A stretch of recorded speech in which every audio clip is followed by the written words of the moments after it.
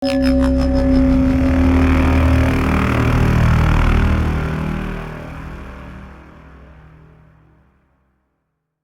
are looking for Jason this month. All through every Friday, we are celebrating 45 years of Friday the 13th by picking one of the Friday the 13th Jason movies, and we're going to be discussing them. Hi, I'm Charlie. This is Stevie. We are Chillin' Popcorn, and welcome to the final Halloween Friday. And Jason Goes to Hell. We're celebrating 45 years of Friday the 13th. We've watched all of them before as well, will you? Yeah. As if you'll enjoy them. I hope you enjoy them. Like and subscribe. We've been watching we've picked 5 of these 12 Friday the 13th. So we've been discussing them to celebrate 45 years of Friday the 13th. Yes. And this was the first one. And the Friday the 13th, directed by Adam Marcus. I think this is, if I'm right, it was his first directorial debut.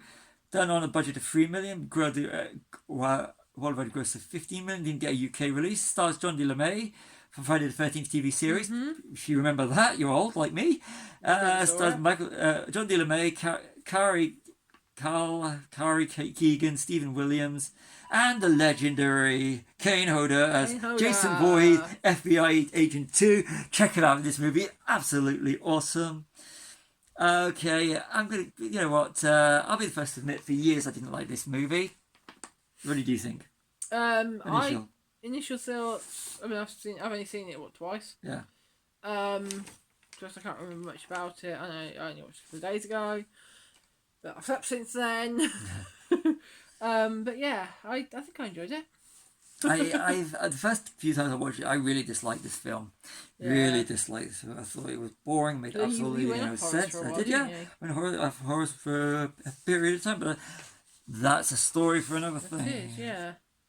Sometimes, and but you know, going back and then watching Evil Dead and loving Evil Dead and seeing it as a backdoor Evil Dead movie, so which we're going to be a little bit of trivia. Due to the presence of the Necronomicon and the Kandarian dagger from the Evil Dead, 1981 or 83, depending on when you think this film give it its release date. Fans assume that Jason is a deadite, an evil demonic spirit, although other CDs references purely as fan service. Yeah. But now, I actually like seeing this as a backdoor Evil Dead movie. Yeah. Jason Goes to Hell was theatrically released on August 13th, 1993, grossed $15.9 million at the US box office, on a budget of $3 million, becoming the second worst performing movie in the franchise after Jason Takes Manhattan, which is the worst bad movie Monday. Check it out. Yes, check it out. The sheriff's name is Landis, which is a reference to John Landis. Director of American Werewolf in London, Michael Jackson's Thriller. There's a couple of there is Maya. They go to there is they mentioned the Maya's house on the highway. Yeah.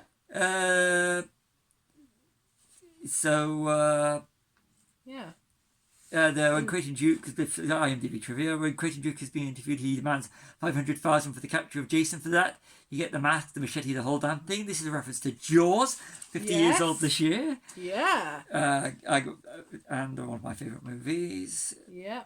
And it's the only Jason film to release in the 90s. Yep. So there's a substantial amount of male nudity and female nudity. Yeah, and also it's not set. It's set in Crystal Lake, but it's not set at the Camp Crystal Lake. Or in the woods or near the actual lake, is it? It's So. But they do there's a lot of liberties they take with this movie, like introducing that Jason had a sister. Yeah. And that it's a backdoor Evil Dead movie. Yeah. But you know what? I'm gonna say now. If you'd asked me when this came out on video, or even when it first came out on DVD, what I actually thought of these, we're talking in the 90s, I'd have told you this was one of the worst movies ever made. I actually like it now. I'm going to admit it here. And over to you. What did you think? Just give me some thoughts. I don't know about this one. It's definitely a strange one. I can see why people are calling it a backdoor Evil Dead movie, definitely. And I think the whole thing about eating his heart and then becoming Jason, it was a bit that to start with made no sense. But when you see it as a backdoor Evil Dead movie, and if that's the way that the Jason lives, that actually gives a little bit of an explanation as to how Jason, how he survived. That makes logical sense. But it would mean he'd be going on a killing spree between movies. Yes. He would. I like how they don't. How it opens up just like with Jason X. That with the Jason's Alive, so you can't just forget what's gone on before it. Yeah.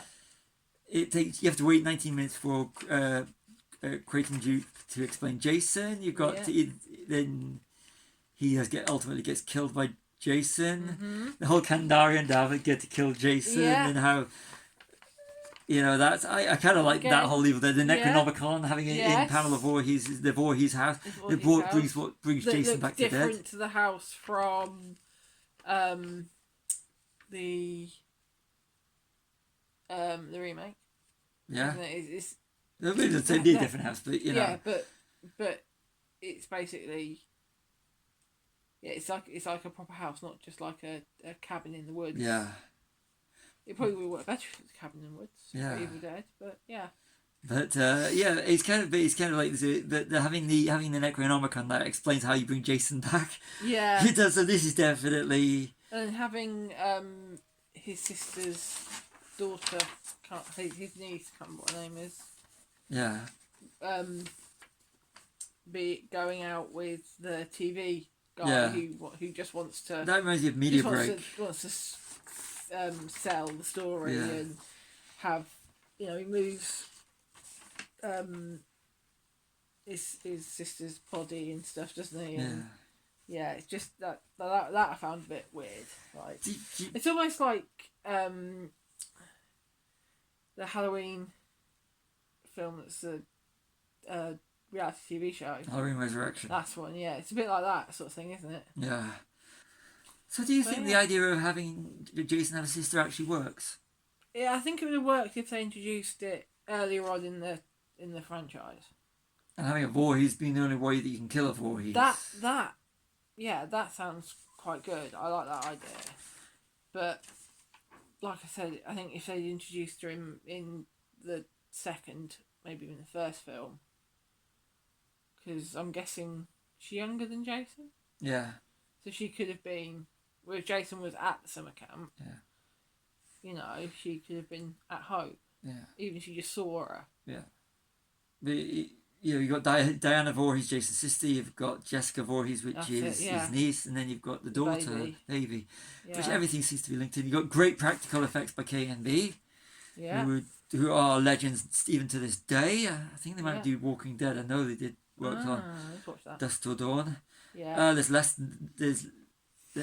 nudity in Evil Dead movies. I think the gore is good. The gore is amped and the gore is good in this movie, but there is some good moments of terror. I don't know, is there any nudity in this film? But I think it's a bit of topless and stuff. And there is when they're at when he kills the people in the tent. Oh yeah, that's the only bit. Because they don't use a contraceptive, they end up. You see Jason standing on a contraceptive. Yeah. He didn't want to wear. So that's also, which was that social at the time. Yeah. So I like the bit at the start with Kane Hodder playing a guard, saying, he was nothing but a big old. I'm talking about Jason. I thought that was brilliant. Kane Hodder just as without mask and everything. Yeah. And you find out Jason was born in 1946 to Pamela and to Elias Voorhees, so his father has a name. Yeah. Jason, they actually killed Jason off in 7 minutes when he had him explode. Great start to the movie. Yes, that was definitely, yeah. There's a lot of highlights, that was. It was, yeah. And my notes are going everywhere. So yeah, I think this film has aged really, really well. Yeah. And as a backdoor Evil Dead movie, Definitely. they go a bit to explain the gores. Yeah. The characters. It's one of these ones I'm glad that I've watched. It's not like, okay, I would compare it to the other film which was bad when I first watched it. Yeah. Sadly, I still think it's bad, and okay, yeah. And I keep watching it because I'm wanting it to be good. So why do you keep watching? What film is it? Nightmare on Elm Street, the remake. Oh yeah. I want to find good in it, but I can't. You can't. This one, it's got some really. The more you really watch it, the better it gets. I think this one. Yeah. And treating it as a backdoor. And once you get the references, if you haven't seen Evil Dead, watch Evil Dead, because I became more of an Evil Dead before I started rewatching this. But the Necronomicon Ex Mortis, Yes. the Kandarian Devil, Dagger. Although the monsters that come and take Jason to hell at the end, they do with the rubber hands look terrible. Yeah. And They then, and do. then you've got Freddy's. Which we will go on to this. Yeah. And the whole little demon. That was even better. That was alright prosthetic. The demon that goes into his. That reminded me of the tree from Evil Dead. Yes. Even the way he gets into and reanimates the mother and makes the mother turn into Jason. Yes. That was very Evil Dead. I thought that was the tree thing, which I'm not going to go into, but watch the tree thing, Evil Dead. It reminded me when you see it going, you know where it's going. It's Evil Dead. But so it was kind of a bit of quite a few rips off of Evil Dead, but it worked. It works. But as a low backdoor Evil Dead movie, this works. Yeah. And bringing Jason into it, so you could have actually, it would be good to see Ash versus Jason. But go to the one that they did set up, and it took them till 2006 to do, which was, I think it was 2006. Freddy versus Jason, which I think is the reason why New Line acquired the rights, so they could do Freddy versus Jason.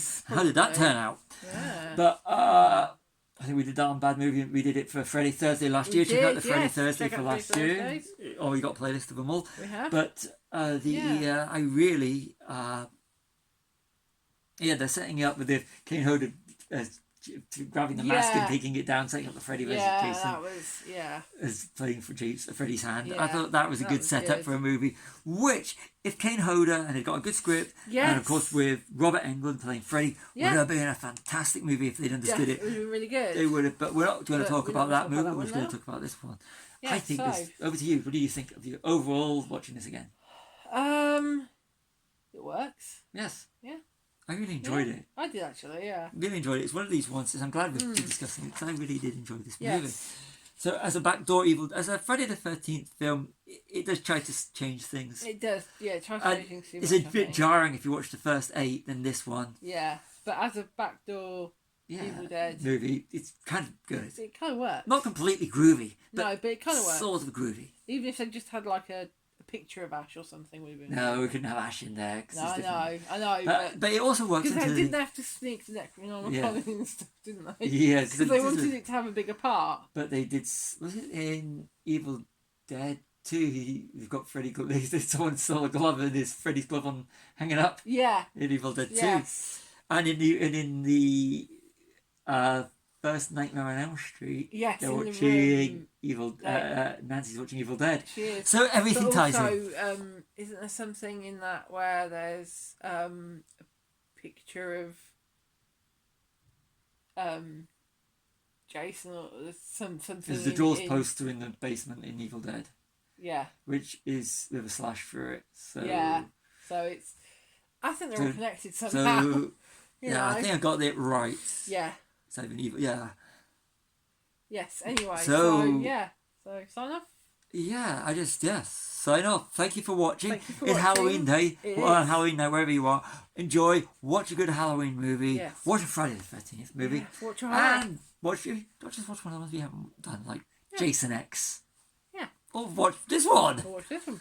Or any of them. Thank you for watching. We'll have the next year we will do another Halloween We haven't quite decided series yet. So we've got. When we know, we'll put it out there. Yes, closer to the time. So over to you with a sign off. Happy Halloween. Happy Halloween. I've been Charlie. This has been Stevie. We are Chilling with Popcorn. Like and subscribe.